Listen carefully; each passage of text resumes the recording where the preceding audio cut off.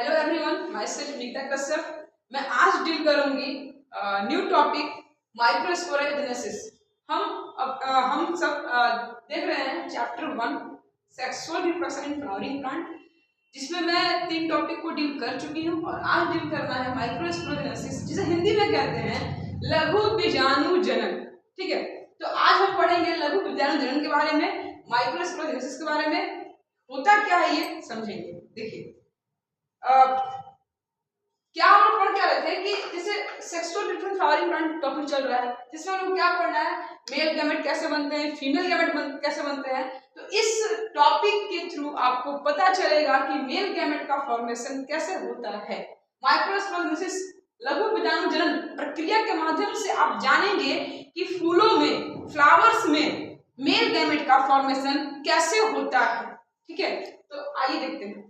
पिछले क्लासेस में हमने समझा कि पिछले क्लास में मैंने आपको बताया कि एंथर वो साइट है जहां पर मेल गैमेट का फॉर्मेशन होता है।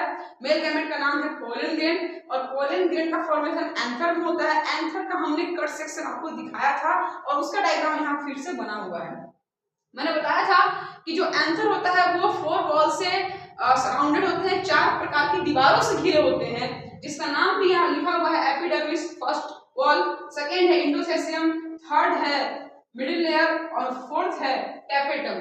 ठीक है, इसके बाद मैंने बताया था कि इसमें 4 कॉर्नर होते हैं और 4 कॉर्नर में माइक्रोस्पोरेंजिया होते हैं।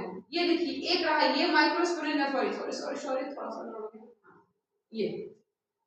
ये हो गया माइक्रोस्पोरेंजियम,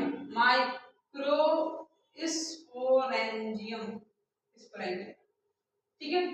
यहाँ पर 4 माइक्रोस्पोरेंजिया है, एक माइक्रोस्पोरेंजिया, दूसरा माइक्रोस्पोरेंजिया, तीसरा माइक्रोस्पोरेंजिया और चौथा माइक्रोस्पोरेंजिया। माइक्रोस्पोरेंजिया जब मैच्योर होता है तो वो डेवलप कर जाता है, विकसित हो जाता है पोलन सैक में। ठीक है, पोलन सैक में। अब पोलन सैक के अंदर बात समझिएगा, माइक्रोस्पोरेंजिया जब डेवलप होंगे, विकसित होंगे, तो पोलन सैक में डेवलप होंगे। पोलन सैक, इसको हिंदी में बोलते हैं परागपुटी। क्या बोलेंगे? परागपुटी। अब इस परागपुटी के अंदर क्या होगा, एक होमोजीनस टिश्यू का निर्माण होगा, टिश्यू मिलेंगे। ठीक है, जिसे हम क्या बोलेंगे, स्पोरोजीनस टिश्यू। यहाँ पे लिखा हुआ है स्पोरोजीनस टिश्यू, जिसको हिंदी में बोलते हैं बीजाणु जन ऊतक। इस पोलन सैक में यहाँ पर ढेर सारा स्पोरोजीनस टिश्यू, बीजाणु जन ऊतक भरे हुए हैं। ठीक है, अब हम सब जानते हैं कि ऊतक का फॉर्मेशन किससे होता है, कोशिका से होती है, सेल से होती है। ठीक है, तो अब क्या होगा, हम देखेंगे इस स्पोरोजीनस टिश्यू, बीजाणु जन ऊतक का कोशिका को देखेंगे। इसके कोशिका को कहते हैं, क्या कहेंगे, पोलन मदर सेल। ठीक है, तो यहां से हम एक पोलन मदर सेल यहां से निकाल करके यहां पर रख दिए। ठीक है, नाम क्या दिए, पोलन मदर सेल। हिंदी बोलेंगे पराग मातृ कोशिका। ठीक है, अब पराग मातृ कोशिका कहां से लाए हम, स्पोरोजीनस टिश्यू से लेकर आए। स्पोरोजीनस टिश्यू को हम कहां से लेकर के आए हैं, तो उसे लेकर के आए हैं पोलन सैक के अंदर से। पोलन सैक कैसे मिला, तो माइक्रोस्पोरेंजिया से मिला। ठीक है, माइक्रोस्पोरेंजिया कहां पर थे, एंथर के अंदर। ठीक है, अब देखिए परागमात्री कोशिका, पोलन मदर सेल, यह वो सेल है जो खुद को डिवाइड करके और आगे चल करके पोलन ग्रेन यानी कि परागकण का निर्माण करेंगे। ठीक है, देखिए जो जिस कोशिका को विभाजित करके युग्मक का निर्माण करना है, तो ऐसा कौन सा विभाजन उसमें होगा जिससे युग्मक का निर्माण होगा, क्योंकि हम और आप, हम दोनों जानते हैं कि युग्मक का जो गुणसूत्र होता है वो ओरिजिनल गुणसूत्र से ठीक आधा होता है। तो ऐसा कौन सा विभाजन इस परागमात्री कोशिका में लगेगा, इस पोलन मदर सेल में ऐसा कौन सा विभाजन लगेगा जिससे कि जो पोलन ग्रेन बनेंगे उनका गुणसूत्र, उनका जो क्रोमोसोम नंबर है वो आधा होना चाहिए। देखिए क्या होगा, बताती मैं। ये होगा pollen mother cell. Pollen mother cell जब डिवाइड करेंगे तो कौन सा डिवीजन लगेगा? Meiosis division. मियोसिस दो प्रकार के होते हैं, मियोसिस 1 और मियोसिस 2। ठीक है, ये बहुत लंबा प्रोसेस है। आपने 11th क्लास में सेल डिवीजन चैप्टर पढ़ा होगा, पूरा का पूरा ये चैप्टर में बताया गया है मियोसिस डिवीजन क्या होता है। मैंने 11th क्लास के स्टूडेंट को अपने ऑफलाइन बैचेज में ये पढ़ाया हुआ है मियोसिस डिवीजन के बारे में, जिसको हिंदी में बोलते हैं अर्धसूत्री विभाजन, जिसमें जिस कोशिका में अर्धसूत्री विभाजन लगती है उस कोशिका की गुणसूत्र आधी जाती है अपने ओरिजिनल कोशिका से। ठीक है, देखिएगा परागमात्री कोशिका में पोलन मदर सेल में ये मियोसिस 1 डिवीजन लगेगा। मियोसिस दो प्रकार का होता है, सबसे पहले लगेगा मियोसिस 1, फिर लगेगा मियोसिस 2। मियोसिस 1 डिवीजन लगेंगे तो ये कोशिका दो भाग विभाजित हो जाएंगे। पहले ही भाग में इनके क्रोमोसोम, इसका गुणसूत्र क्या होगा? इसका गुणसूत्र होगा 2n। ठीक है, जब ये बटेंगे तो ये हो जाएंगे n और n। ठीक, अब फिर से अभी ये गुणसूत्र आधा हुआ है, अभी इनका विभाजन फिर से एक बार होगा। ठीक है, डीएनए अलग करने के लिए। देखिए अब ये फिर से विभाजित होंगे तो मियोसिस 2 लगेगी। मियोसिस 1 हो गया, मियोसिस 2 लगेगी। मियोसिस 2 लगेगी तो ये डिवाइड होंगे तो दो भाग में, फिर ये डिवाइड होंगे दो भाग में, ये 4 डिवाइड होंगे। ये चारों क्या कहलाएंगे? तो ये चारों कहलाएंगे माइक्रोस्पोर। क्या कहलाएंगे? माइक्रोस्पोर। ठीक है, जब पोलन मदर सेल डिवीजन करते हैं, मियोसिस डिवीजन करते हैं तो चार माइक्रोस्पोर का फॉर्मेशन करते हैं। ठीक है, लेकिन यहाँ पर आप ध्यान देना कि चारों अलग अलग हैं और यहाँ ध्यान देना चारों आपस में जुड़े हैं। कभी भी ये चारों अलग अलग बनकर रेडी नहीं होते हैं, ये चारों एक दूसरे से अटैच होते हैं।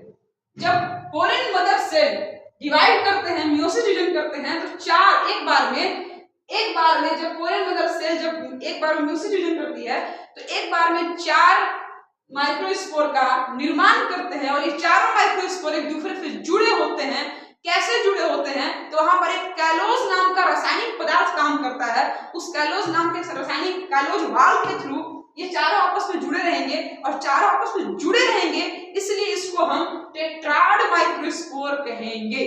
क्या कहेंगे? टेट्राड माइक्रोस्पोर कहेंगे। टेट्राड माइक्रोस्पोर एक बार में बन करके रेडी होता है। ठीक है, अब ये चारों जुड़े कैसे हैं?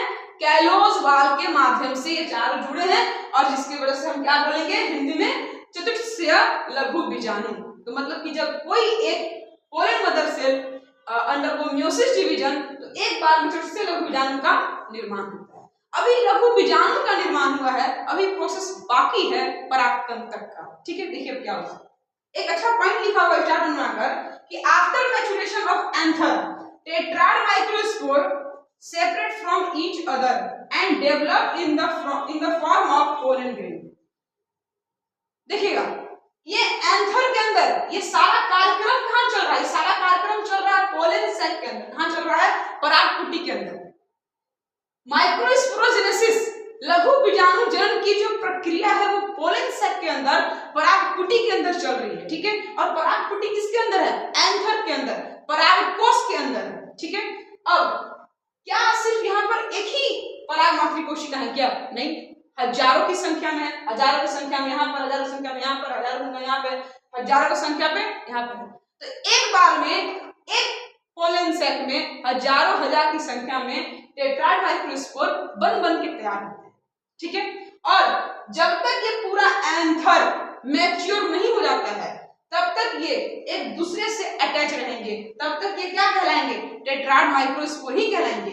लिखा हुआ है कि आफ्टर मैच्योरेशन जब एंथर मैच्योर हो जाता है तो एंथर के मैच्योर होने के ठीक बाद टेट्राड माइक्रोस्पोर चतुष्पक्षीय लघु बीजाणु एक दूसरे से अलग हो जाते हैं और अलग होने के बाद वो विकसित करते हैं एक नए नाम से, एक नए रूप में, जिसको हम बोलते हैं पोलन ग्रेन।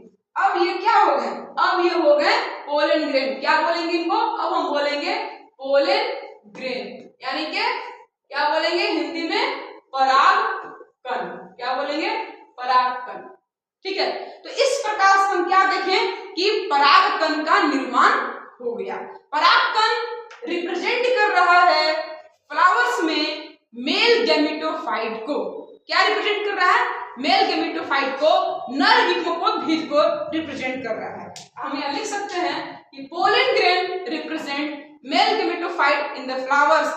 परागकण नर हिप्पोपोद्भिद को प्रदर्शित कर रहे हैं, दिखला रहे हैं, दर्शा रहे हैं फ्लावर्स में, फूलों में। ठीक है, तो इस प्रकार से हम क्या देखें कि कैसे पोलन ग्रेन का नर हिप्पोपोद्भिद का निर्माण होता है। इस निर्माण के प्रक्रिया को, पोलन ग्रेन निर्माण के प्रक्रिया को, पोलन ग्रेन निर्माण की प्रक्रिया को, लघु बीजाणु निर्माण की प्रक्रिया को, लघु बीजाणु निर्माण की प्रक्रिया को ही लघु बीजाणु जनन कहते हैं। माइक्रोस्पोर के बनने के प्रोसेस को ही माइक्रोस्पोरोजेनेसिस कहते हैं। ठीक है, तो ये टॉपिक मैंने समझाया, मैं पूरी कोशिश कर रही हूँ कि मैं आपको समझा सकूं। आप इसको देखिएगा, समझिएगा, और इसके बाद ये पूरा वीडियो देखने के बाद आप एनसीईआरटी ये टॉपिक था ना, एनसीईआरटी का लाइन पढ़ना, आपको एक भी डाउट नहीं मिलेगा। ठीक है, मैंने पूरा कोशिश किया है आपको अच्छे से समझाने का। अगर मेरा ये वीडियो, ये टॉपिक जो मैंने डील किया अभी, अगर आपको अच्छा लगे तो आप मेरे चैनल को सब्सक्राइब कीजिए, लाइक कीजिए, ताकि मेरे अंदर का भी थोड़ा सा मैं भी सबसे एक्साइटेड होकर अच्छे से मैं वीडियो को अपलोड कर सकूं आपके लिए। ओके, मिलते हैं नेक्स्ट वीडियो में।